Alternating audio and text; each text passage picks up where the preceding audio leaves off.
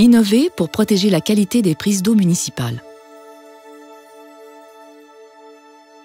Au nord et au sud du fleuve Saint-Laurent, le territoire de la Communauté métropolitaine de Québec, ou CMQ, couvre près de 3400 km² répartis entre 28 municipalités. De ces 750 000 habitants, 425 000 tirent leur eau potable de prise d'eau de surface, alimentée à partir de ruisseaux et rivières provenant de 2 bassins versants, ceux des rivières Saint-Charles et Montmorency. L'eau brute puisée est ensuite traitée, puis acheminée à la population. En 2009, soucieux d'évaluer la qualité à long terme de l'eau brute, les élus de la Communauté métropolitaine de Québec demandent à une firme d'ingénieurs conseils d'étudier la situation de l'ensemble du bassin versant de la prise d'eau de la rivière Saint-Charles qui touche 7 municipalités. L'avis indépendant remis à la CMQ, préparé selon l'approche de gestion intégrée par bassin versant, une approche qui cherche à inclure les intérêts, les ressources et les contraintes de l'ensemble des acteurs qui interviennent dans un même domaine, a permis un diagnostic très clair. L'eau brute acheminée à la prise d'eau municipale est de bonne qualité grâce à la filtration naturelle effectuée par un milieu forestier occupant 74% du territoire. Cependant, les menaces à cette qualité sont tout aussi préoccupantes. La superficie urbanisée de la Communauté métropolitaine de Québec, qui a augmenté de 14% entre 2000 et 2008, exerce une pression certaine sur la qualité de l'environnement. 4 cimetières d'auto, plus de 25 terrains contaminés, des sites d'enfouissement et des carrières sablières augmentent cette pression. Les tributaires de la Saint-Charles, parfois dégradés, et les eaux pluviales, peu surveillées, font varier la qualité de l'eau. On observe la présence de coliformes fécaux dans plusieurs cours d'eau. Près de 8% des sols sont dénudés et propices à l'érosion.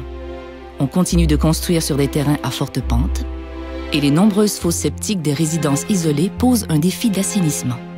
Comment les élus de la Communauté métropolitaine de Québec réagissent-ils en recevant le rapport de la firme d'ingénieurs conseils en janvier 2010? Est-il déjà trop tard pour agir? La bonne nouvelle avec le rapport qui nous a été soumis, c'est qu'il n'était pas trop tard. Le consultant nous faisait plusieurs recommandations, autant pour l'aménagement du territoire que pour la gestion des eaux sanitaires ou le contrôle de l'érosion.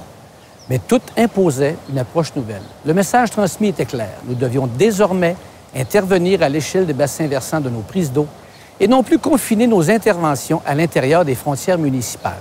Une tâche colossale. Mais comment réagir? Fallait-il attendre d'avoir en main notre plan métropolitain d'aménagement et de développement du territoire, quitte à patienter plusieurs années avant d'en voir les effets réels sur le terrain? Ou fallait-il intervenir en urgence? Malgré les réalités urbaines, périurbaines et rurales très diversifiées et en dépit de modes de développement variés, mes collègues maires et moi-même avons pris la décision d'intervenir immédiatement en vertu du principe de précaution. Ensemble, on a donc convenu d'agir sur les développements futurs en imposant un moratoire afin qu'on ait le temps de jeter les bases d'une nouvelle réglementation applicable au développement futur. En juin 2010, la CMQ adopte une résolution qui a pour effet de geler pendant 90 jours tout développement sur le territoire. Pour identifier avec rigueur les meilleures pratiques à mettre en place, la communauté commande alors à 3 firmes spécialisées des rapports complémentaires sur les opérations forestières, les fosses septiques et la gestion des eaux de pluie et de l'érosion. Afin de protéger efficacement et à long terme les prises d'eau, ces experts proposent aux élus des façons novatrices d'intervenir pour limiter l'impact des futures interventions humaines dans les bassins versants des prises d'eau de la Ville de Québec installées dans les rivières Saint-Charles et Montmorency. L'expertise technique de la Communauté métropolitaine de Québec et des municipalités concernées est évidemment mise à profit, de même que les conseils de juristes et d'urbanistes expérimentés. Les mesures proposées par les consultants permettront de lever le moratoire, mais en balisant mieux les développements futurs. La conservation de l'eau potable suppose la protection des rives et des milieux humides, le maintien d'un couvert végétal naturel, une meilleure gestion des eaux usées et de ruissellement, un encadrement des opérations forestières et des pratiques de construction adaptées au territoire. On a cherché un consensus. Qu'est-ce qu'on devait faire? Qu'est-ce qu'on cherchait comme objectif? L'enjeu pour nous, vous me connaissez, c'était certainement pas d'empêcher tout développement. Ce qu'il fallait, par exemple, et on s'entendait là-dessus, c'était trouver de nouvelles façons de faire, accepter d'améliorer nos pratiques de développement. 3 mois plus tard, à après discussion et modification, mais en sauvegardant ses principes essentiels, la CMQ adopte à l'unanimité un règlement visant à limiter les interventions humaines dans les bassins versants des prises d'eau de la Ville de Québec. Fondé sur l'approche intégrée par bassin versant, ce règlement s'inspire directement des recommandations détaillées de tous les experts consultés. Il prévoit notamment des dispositions pour toute construction située dans une plaine inondable, une rive, un littoral, un milieu humide ou un secteur de forte pente. Il dicte des normes pour l'abattage d'arbres.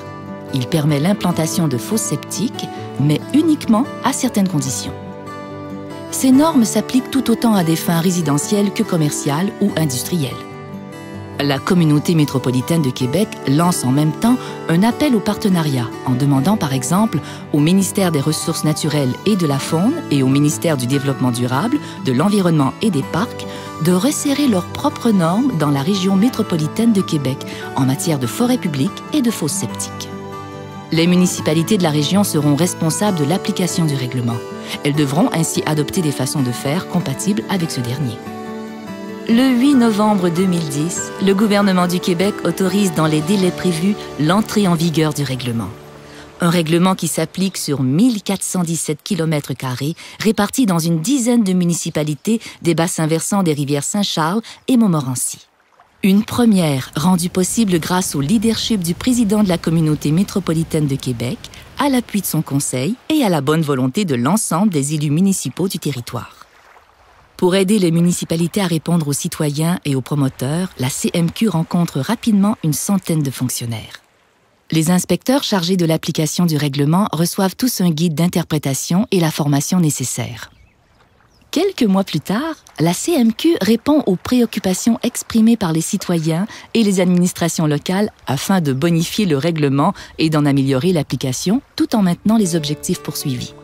La communauté reste évidemment ouverte à de nouvelles bonifications du règlement, en notant que les objectifs de ce dernier soient intégralement maintenus. Que prévoit au juste ce règlement? Premier axe d'intervention, la gestion des eaux de pluie et le contrôle de l'érosion. Il en découle différentes mesures visant à maintenir le mode d'écoulement naturel des eaux en protégeant par exemple les milieux humides, interdire certains usages comme les cimetières d'auto ou les sablières, imposer des normes de recul le long des cours d'eau, maintenir des pourcentages précis de couverts forestiers, gérer les eaux de ruissellement, protéger les secteurs de forte pente en y interdisant la construction, contrôler l'érosion par des plans préalables et des mesures simples comme le recouvrement des sédiments ou la revégétalisation des sites remaniés.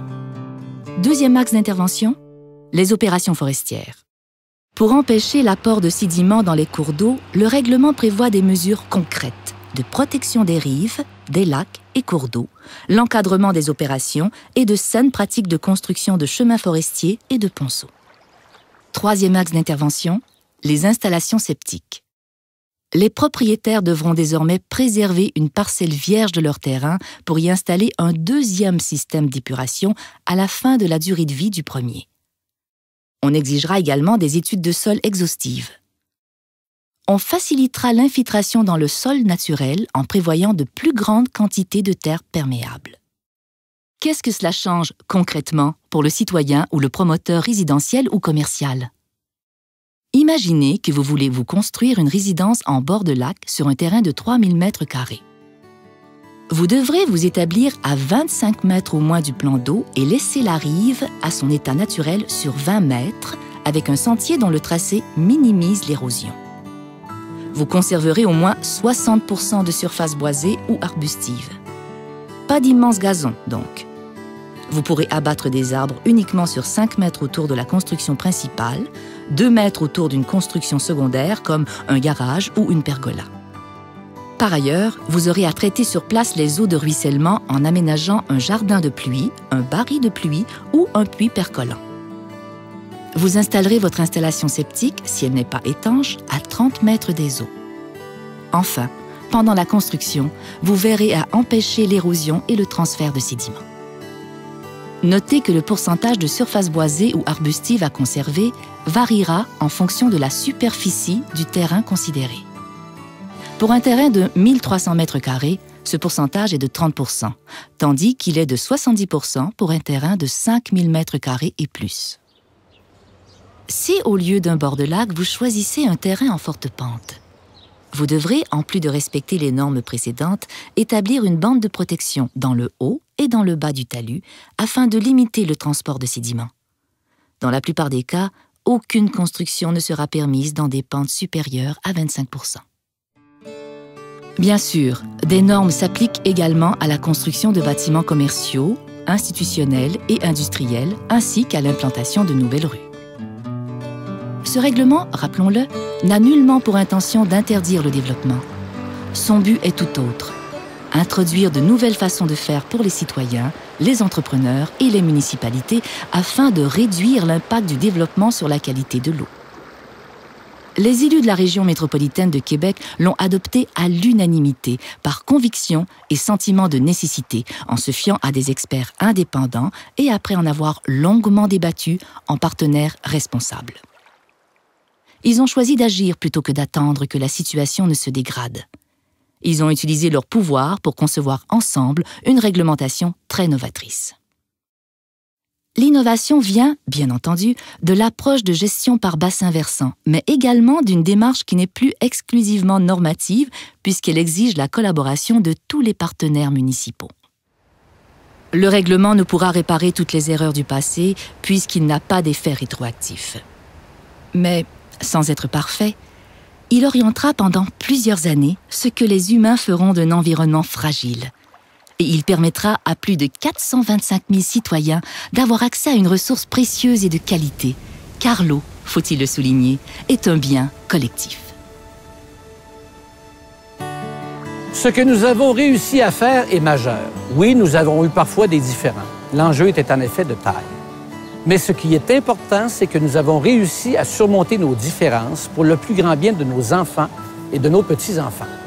J'en ai la profonde conviction, ce règlement de la communauté métropolitaine de Québec contribuera de manière certaine à faire de notre région un leader en matière de gestion de l'eau par bassin versant.